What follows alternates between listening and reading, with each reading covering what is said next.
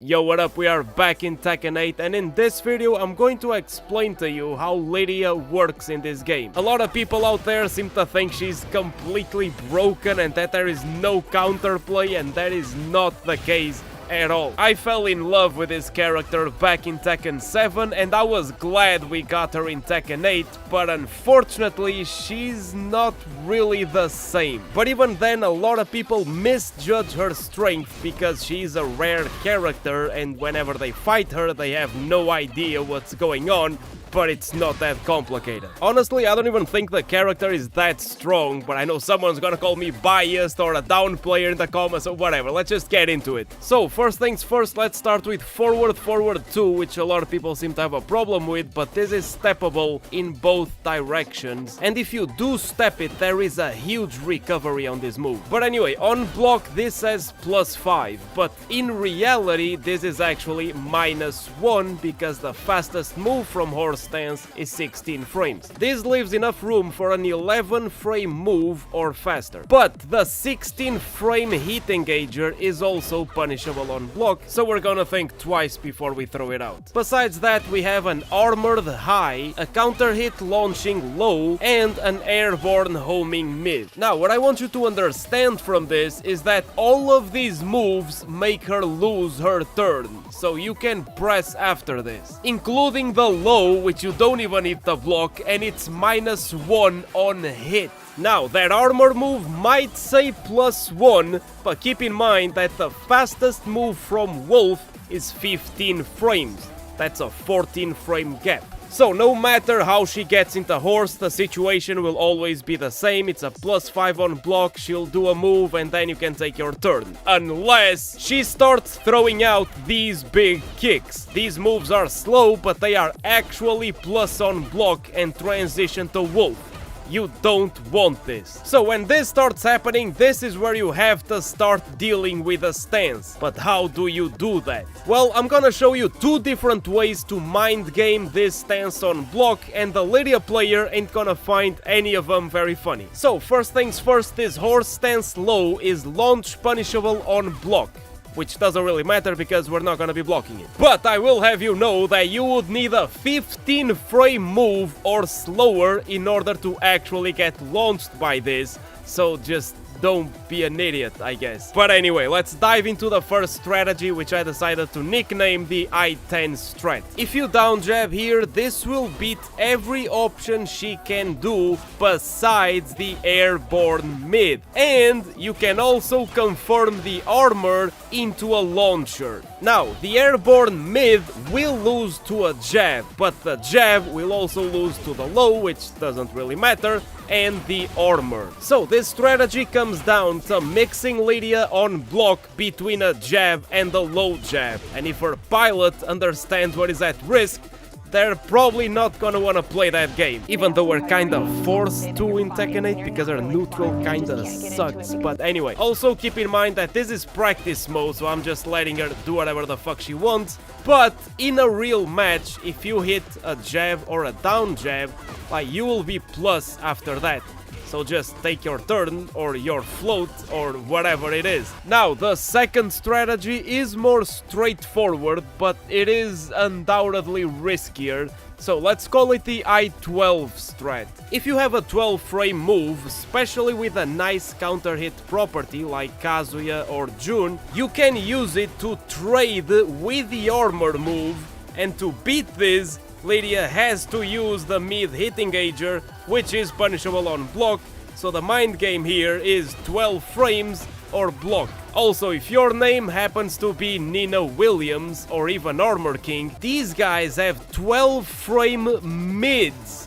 Safe 12 frame mids. So at this point you can basically nullify everything in this stance, including the low, which you shouldn't really be too worried about either way, but Lydia is going to have to commit to the -10 option in order to beat this. So that should help you deal with her forward 2 and just horse stance in general. Now, when it comes to cat stance, this is very simple because Lydia just does not have the frames for anything on block. This stance stance doesn't have anything that's airborne, so a down 4 will also work very well, because the fastest move here is a 13 frame high. Also, it's important to note that when it comes to the evasiveness of Cat 4, this will go under an 11 frame move, but not under a 10 frame move. So jab, or down 4 are your options here. Now, could we maybe do some shit like this? Yes, but are we going to in a real match? Probably not. Lydia isn't really the plus frames queen that some people make her out to be,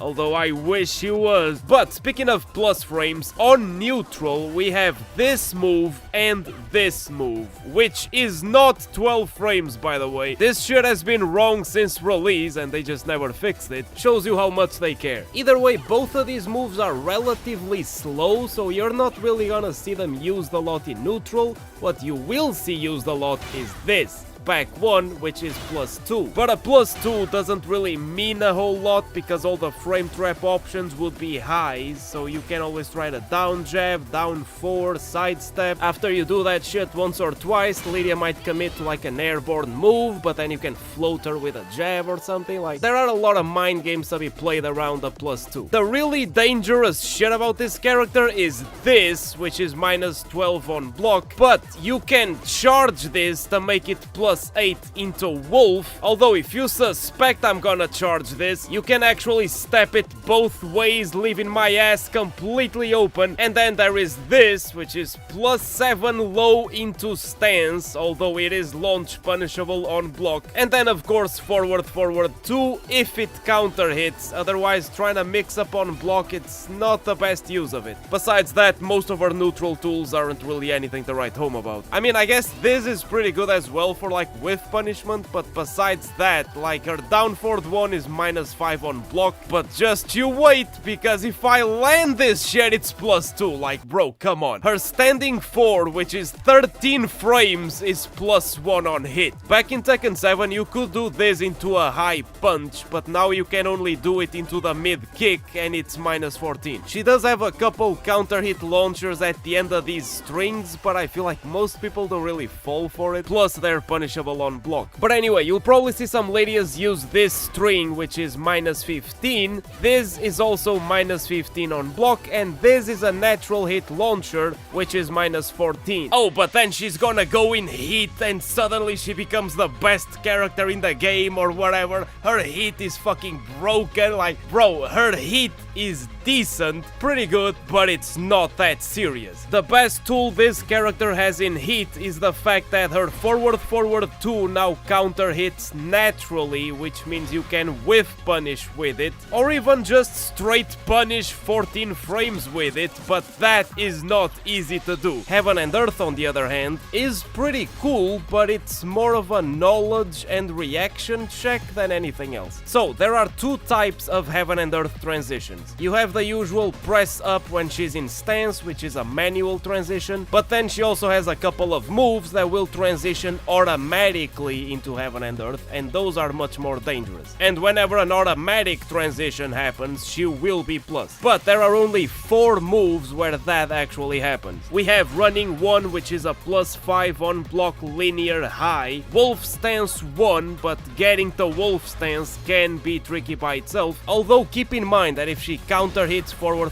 2, the 1 is guaranteed and will put her into Wolf, and you will hold that shit. And you have 1+2, which on block is completely destroyed by a down 4, which will trade with a mid, kill the armor, and duck the high. So there's really nothing to worry about. Also, when it comes to running 1, this will become a launcher in heat, but on block there is a possible option select with sidestep duck. And then of course we have her heat smash, which is +10 on block, so you ain't going anywhere, you are guessing. Also keep in mind that Lydia can cancel these automatic transitions, but she probably won't unless you force her to. Also, a lot of people seem to have the idea you can use Heaven and Earth to make punishable moves safe, but you can't. I mean, you can make them safer, but not safe. For example, let's say Lydia does this shit, which is launch punishable on block, and then Heaven and Earths into the mid. And since everyone online seems to be a Mishima Giga Chad, you're obviously gonna punish this with an electric and get fucking destroyed. Just kidding, you can actually get parried and still block afterwards, which I find kinda stupid, but you know, it is what it is. But the thing is that Lydia can only do this when she's in heat, so you know exactly when to look for these stance transitions, and if you are aware of the matchup and you know what's punishable and what's not, then you have a very good idea of when she's gonna do them. If Lydia gets into heat and does like run up hop kick, like bro, just grab her. Making use of the Heaven and Earth transitions in the most random moments is part of the game plan. The more random, the better. In some situations, you can even grab her on hit because this transition takes a lot of frames. It's very unsafe to do, hence the strong parry property. But I see a lot of people with the idea that this is some fucking unbeatable stance that you can't do anything about and you're just gonna fucking die. Like, you're not. There's a lot of risk for Lydia to transition manually like this. You can even get a little crazy and go for a counter hit low. Her counterplay doesn't disappear with Heaven and Earth, it just changes. So once again, I mean, that's a nice gimmick and all, but she's still risking her life. If you suspect she's gonna do it, you can hit her with a goddamn snake edge and she can't do anything about this. This is a reactable stance transition that's weak to lows and grabs, like it's not that complicated. And another thing is the fact that Lydia can't hold the Heaven and Earth stance. She's gonna go into it and after like half a second she's gonna drop it. So she can't really delay a move too much, but you can. And speaking of delays, by the way, if you have a punch parry, it is very effective against Heaven and Earth, because again, Lydia can't really delay this too much. So like, this shit is just gonna work unless she uses the unblockable. But if not, then like you can easily just punch parry literally fucking everything in this stance. Backswing blows also tend to work very well against Heaven and Earth, but the armor move can sometimes catch them. But if you don't want to do anything about it, just remember that the mid is +6 on block, and if this happens to you, it is entirely your fault and has nothing to do with the character being broken. Besides that, she only has a basic throw game and all of her lows are at least -13. Her standard 15 frame launcher is a high, which will whiff a lot more than you think. And this character also has a lot of problems with combos just sliding off of walls or just not connecting at all, and it fucking sucks. It's also extremely difficult to open up defensive opponents with this character, because if they guess right, you're probably gonna end up in the air, because her 50-50 game is pretty risky.